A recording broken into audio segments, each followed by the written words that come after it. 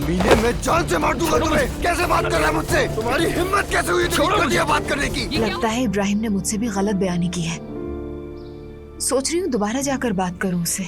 हालांकि आज बहुत काम है, लेकिन अपनी जान को ना कहने को दिल नहीं करता। तो फिर मैं ओढ़ कर आ रहा हूँ। अगर वाकई कुछ ना हुआ हो तो मेरा नाम नायला नहीं। पक्का मुझसे फिर पैसे मांगने वाले हैं। आज शाम हम तीनों यानी तुम, मैं और दुआ साथ में खाना खाएं। ज़ैनब साहिबा नहीं आ रही, क्यों? क्योंकि मैं तुम दोनों से अलग बात करना चाहता हूँ। वैसे भी दुआ अभी तक अपनी माँ से नाराज है। अम्मी, आप अब उस कमरे में क्या करवा रही हैं? इतनी भाग दौड़ इसलिए कर रही हूँ ताकि दुआ के चेहरे पे मुस्कुराहट आ जाए। कमरे का हशर तो देखो, दीवारें भी अजीब हुई हुई हैं। मैं वॉलपेपर्स लगवा रही हूँ।